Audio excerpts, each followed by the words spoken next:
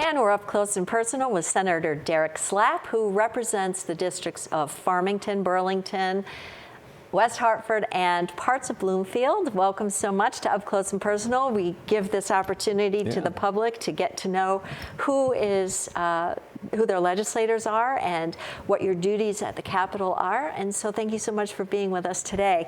Thank you. You are a deputy majority leader. Right. And so what does a deputy majority leader do? Yeah, that's a great question. And by the way, thank you for having me, and thanks for what you do, your role in kind of strengthening our democracy. And I know that's kind of a lofty idea, but you really do play a big role in helping to educate folks. And, boy, that's a key, right? And so thank you. So a deputy majority leader, one of the positions that really just kind of helps build consensus within the caucus, so the state Democratic caucus in this case, working on ideas and putting the meat on the bone, so to speak, and also listening. That is a key part of any leadership position. I think being a good leader, right, whether you're in politics or whether in business or nonprofit or whatever, is listening to people's viewpoints, concerns, looking out for unintended consequences. That's a big one when it comes to legislation, and then trying to craft the best legislation possible. So that's it in a nutshell. So you started in the 19th district as a state representative, right? And what migrated you over? Yeah, so there was an opening. Senator Bai, at the time, Beth Bai, who many of your viewers probably know, she left the state Senate to take a job with the Lamont administration as the Commissioner of Early Childhood Education. And so, it was funny. I was driving back. This was before she announced, and I was driving back from vacation in Maine, and it was, I think it was January 1st. That's a weird place to go in January, I know, but we were driving back, and my New Year's resolution was to go to the gym more often.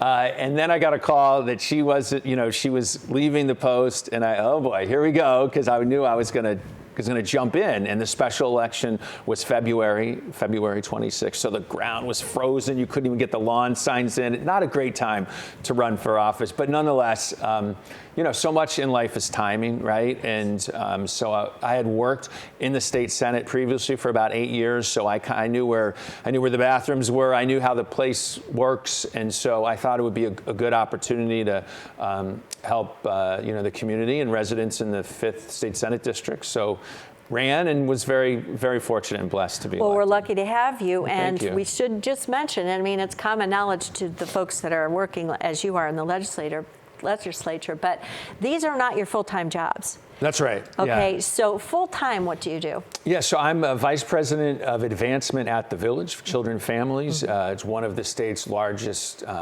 mental health providers for children. And about 15 years or so ago, it expanded to serve adults as well. So there's a financial opportunity center. It helps with financial literacy. There's all sorts of programs that help victims of domestic violence. We have early child care center, et cetera. And I do sort of fundraising, marketing, development for the Village. So that's the full-time job. As you said, we have a citizen legislature, so most people have other jobs, or maybe they're retired or whatever, that they, when they bring those experiences to the legislature. Well, we're going to put the information for the Village at the end of the program to your website, because it is a wonderful facility, and you do so much important work, and such important work that it's very hard to balance, I would imagine, the two with that level of responsibility, and as well at the state level. Can you talk to us a little bit about, people have talked about a full-time legislature or versus part-time. What are some of the pros and cons?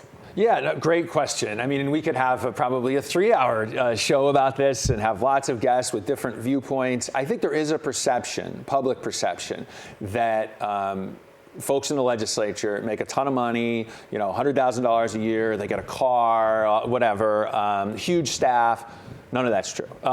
So, nobody does this for the money. We do it, and this is true for certainly, people in both parties because they want to make a difference. I mean, I grew up, my dad was a minister, my mother was a nurse, and I just grew up thinking that that's something I should try to do, and figure out a way to have an impact. So we have 151 state representatives. We have 36 state senators. Not to be tacky, but I think maybe some people wonder this. The base salary is $28,000 a year. So you're running for re-election every 16 months, essentially. Unlike Congress, where senators have 6-year terms, we have 2-year terms, just like the representatives. So we're all up almost all the time, it feels like. So people do it as long as they can. They have to have very understanding employers, very understanding families as well, because there's a lot of meetings and things at night, right, and campaigning, et cetera. So different states have different models. There are some states, Massachusetts, New York, California, many states that have full-time legislatures.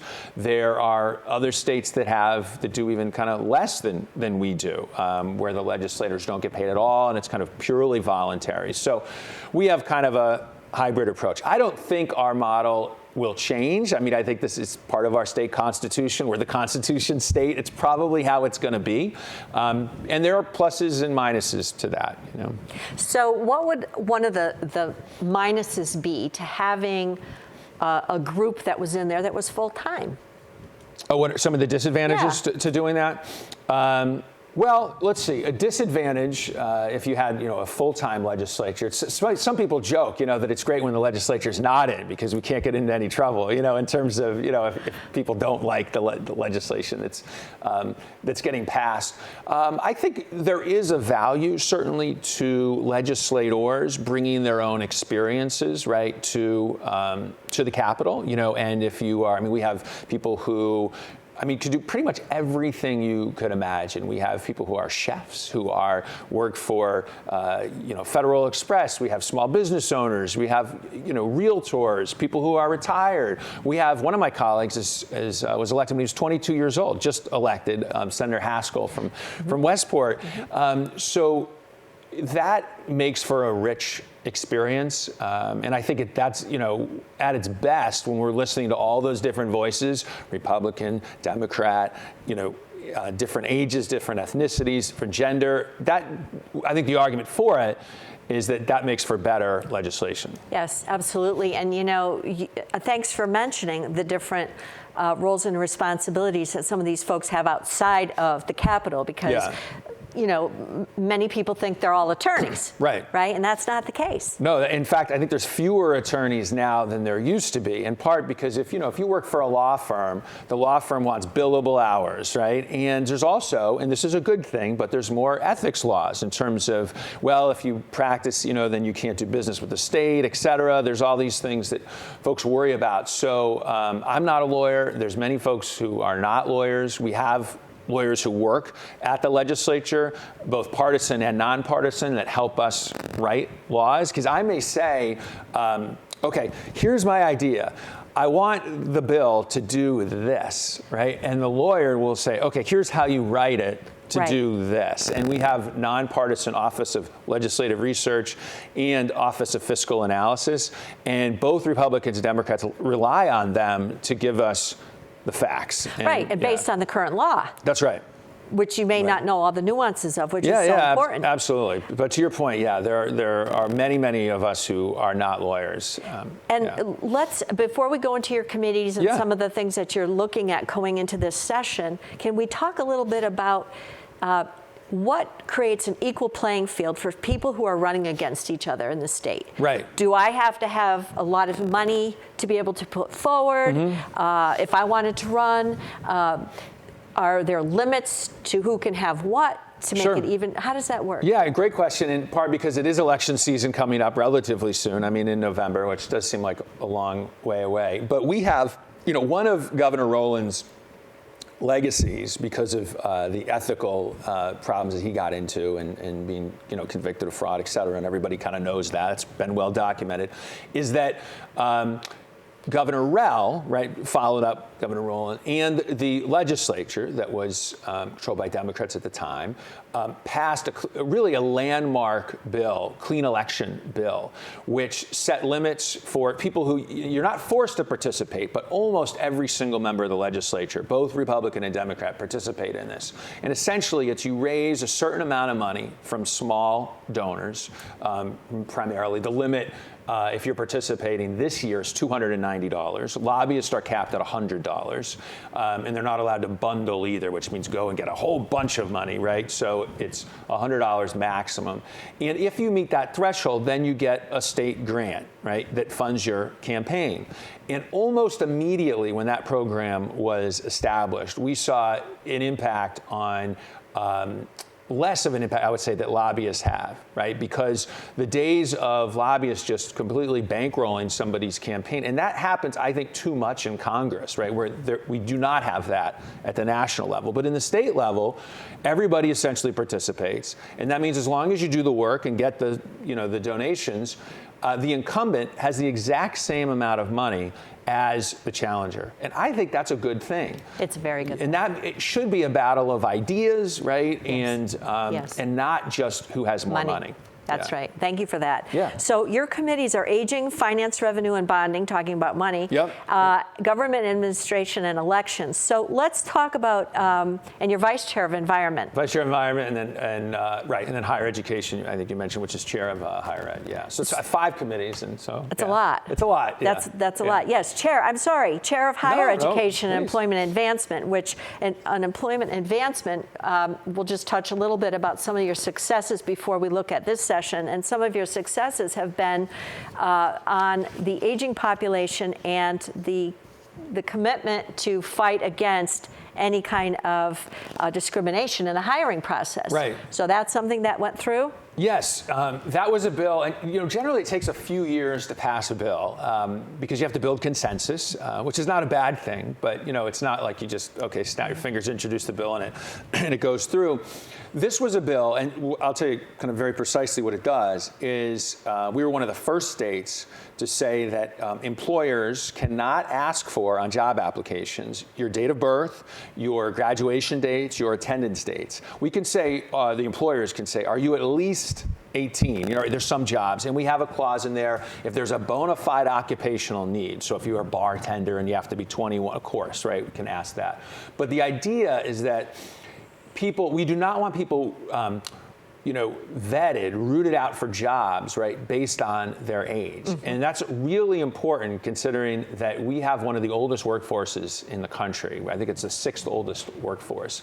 And we know that age discrimination starts around 40 for women, a few years later for men, but it's real. I mean, AARP has done a lot of studies that show that once you get to be a certain age, it gets much harder to find employment. If you are unemployed, you sit in the unemployment line much longer than younger people. And you can also be kind of lowballed when it comes to salary and stuff. So it's really important for our economy, for older folks to get a fair shot. And this is what that bill does. And there are some people who, and by the way, I should say it passed overwhelmingly bipartisan, both chambers, and it just went into effect this past October. There's some people who might push back and say, look, okay, you can't ask for age, but as soon as I get to the interview, the employer can make some assumptions, right? Or we can Google you or find out. And that is true. My response to that is the more that difficult we can make discrimination, the better. And at least we're getting the older workers' foot in the door to get to the interview process. And now so many jobs, they're electronically, they're just vetted, right? So you don't even get a chance to get to the interview process. So that's what the bill does. And I think it's going to make a big difference for a lot of people. I do too. I have a friend who they had to take a test. It was a large company. Yep. They brought in a whole group of people to take this test to see if they could be applicants for those particular jobs that were open. And they all took the test, and they said, well, thank you very much, because it was a way to avoid any discrimination lawsuit. Right. And you can be dismissed now. When they were going down in the elevator, they noticed they were all older people. Right, yeah. And so that was one way that company chose to, kind of weed out who they didn't want. And so that would not be allowed in this right. situation. I mean, we know older workers are great workers. They're great workers. They're very reliable, and they bring a lot of experience. Exactly. And so, just a note about how that bill got passed. And it went back to how we started this when you said, "What is a deputy majority leader?" It's about listening, and I think it's incumbent on us to approach legislation with humility, saying, look, we're not the expert on it and we need to listen. And that bill got better because we put in the part about bona fide occupational need to make sure, okay, when are there cases where we do need to know at least somebody is X amount? We worked with the business community to push out the implementation date because we wanted to make sure that businesses had time to get educated about it, right? We didn't want to be punishing, businesses. Working with them, that's the better way to go. Ultimately, we got the support of the CBIA, which is the state's largest business lobby, and they helped us, So I think that's the way to craft legislation, is to get people together and listen to everybody's ideas. And that's where experience comes in. We talk about some of our career politicians, right? And say, okay, maybe it's time for them to go. But also, the thing that we have to remember is the experience that you just talked about in getting things done and working through the system is very important. So when you have a freshman constantly, it doesn't create a good balance. So some of the folks that have been in on the national level for a long time, they do know how things work and can more easily get things done with some of these larger groups. So I think that's equally as important. Can you talk about some of your mental health initiatives going forward and how both sides of the aisle are going to be working together, you feel, in this session coming Yeah, up? I think so. And this is something where I'm not, spearheading the effort. I'm certainly very supportive, and I'm going to be doing whatever I can within the Higher Education Committee, where we're talking about loan forgiveness and folks who go into work for nonprofits and how we can help get them educated and get certified. We have a real mental health crisis in the state of Connecticut. It's especially acute with children, but adults are suffering as well. And I think we probably all know that. And, the pandemic has only made it worse. We don't have enough workers. The wait is too long for services. We hear from constituents whose child is having a mental health issue. They take them to the emergency room and they stay in the emergency room for days, because there's no beds, there's not enough adequate places for people who are suffering with mental illnesses to go in Connecticut. So that's something that both parties have identified as a priority. Ultimately, we're going to have to invest in it. We're going to have to spend some money, but we just want to make sure that it's done effectively. And it's been a problem for a while. I think the pandemic has finally kind of shone a light on just how bad it is out there and how many people are suffering. And that's a good thing, because mental illness should be a topic of conversation, not something that we push away or push under the rug, because it's not going anywhere. It's there. And as a community, all of us have the responsibility. That's right. And what are some of the, is there one specific thing this session that you're hoping can go forward having to do with mental illness? I think you're going to see a couple large pieces of legislation which have to do with, first, on the workforce side, incentivizing folks to go into these fields and helping them with loan repayments and that kind of thing. And some other states are doing some really innovative things when it comes to that, even just our neighbor to the north in Massachusetts with signing bonuses, et cetera. So education is going to be part of it. Certification is going to be another. But then there just has to be the resources, that we, I think, need. I mean, this is exactly kind of what you said in terms of, I don't know if you used the word stigma, but I think that's what you were getting at, is kind of to really understanding that, if you have a mental health issue, you don't necessarily need to go to the emergency room, to the hospital, right? There might be a more appropriate place. And then even in the schools, there's not enough counselors and mental health support. So the tentacles are far-reaching. And that's, it's a good thing that we have a lot of committees and a lot of different legislators working on this so we can get the best idea.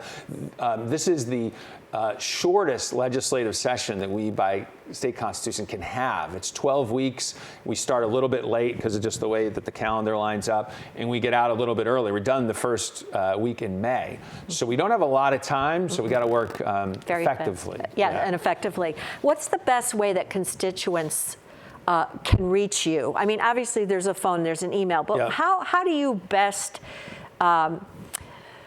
mesh with your constituents? I mean, out and about, do you find that people come up to you and talk to you? I mean, with the COVID at the LOB, you're not walking the halls the way that you did before. Right. Yeah, well, the changes that you mentioned at the LOB, the Legislative Office Building, are really interesting because now we have the public hearings still, of course, and they're virtual. They're longer. And they're very long because more people are testifying, actually, which I think is a good thing. And being on the Aging Committee, and I used to be chair of the Aging Committee, there are a lot of people who are in long-term care facilities who there's no way they're going to be able to come to the Capitol, right? Or they live down in the southern part of the state and they can't take the entire day off work to come to the Capitol. But now their voice can be better heard. So I think going forward, we need to retain some part of that. We have to make it easier for people to voice their opinions. I put my cell phone out there on mail on my website. It's 860-519-9672. Call, text, just let me know who you are if you're going to text me so I can respond. And I respond to all emails from my district personally. So it's not like, you're going to send it off into the ether and you're never going to get a response. But you have a great aide. I do. I have one person. She's terrific. Her name is Daniela. Terrific. She is. And it's the two of us. So we got about 100,000 constituents. So it's the two of us, and we'll do our best. But we get back to everybody.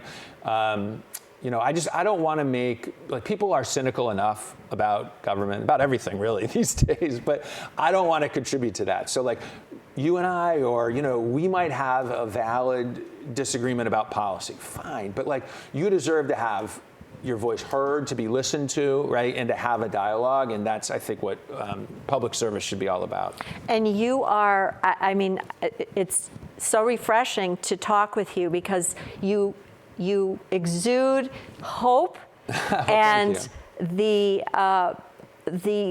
thought and fact that things can get done in Hartford, and that you're working really hard to see that they do. And so many of us aren't involved in the process. So we listen to social media or read something in the news, and we just assume that represents the whole. And it doesn't. It is easy, to get so kind of disgusted with it all. And thinks that you can't make a difference, but you can. You really can. One, we are not Washington. I think Washington in many ways, and we could have a discussion about how, but it's kind of broken. I don't see them tackling the biggest problem. And there's a lot of institutional reasons why. The media plays a role, et cetera. We talked about financing, that's another role. But in Connecticut, we're a small state. Our legislators are accessible. I certainly am accessible. Winston Churchill has this quote that I love, and he says, "I'm an optimist because I don't really see a point to be anything else." I'm kind of paraphrasing. I might be butchering it a little bit, but I do believe that. We have to believe that we can make things better, right? And and it's not always this hockey stick, as they say, this linear path. Sometimes it's a little rocky, but you've given us some benchmarks, like the fact that you can't have heavily padded campaigns, that you have there's a system in place that allows for that equal balance, that you can reach your elected officials and you can send an email or text or call and say, Senator Slapp, this is an important issue of mine. And I noticed on your website that you did put out there, here's when the session's starting. If you have something that you want to say, please let me know. Well, the best issues come from our constituents. The age discrimination bill that you and I were talking about, that idea came from somebody who contacted me, and they were 70 years old. They had gone back to school, got their social work degree, had gone to Yale undergraduate, et cetera, and could not get an interview. And they were like, look, and I keep getting asked what year I graduated high school. And of course, the person is older. Why are they doing this? And I said, you know what? That's a really good point. Yeah. So that wasn't my idea. I just picked up the baton and, Well, thank you and for ran that. with it. Thank you for Oh, that. of We're so course. lucky to have you here in the Farmington and thank Burlington you. district. But for those of you in parts of Bloomfield and West Hartford who also have you, we're delighted to be able to say that you're our senator, and thank you very for your much. time. Today, we have about a minute left. Is there anything else that you wanted to say? Gosh, we've covered so much. So one, I do want to make sure that I thank you and the viewers to let you know how important a place and a resource like this is, because it's just a way that we're able to talk about ideas, right? And I know you're open to the public too, right? People can come down and have a show, et cetera.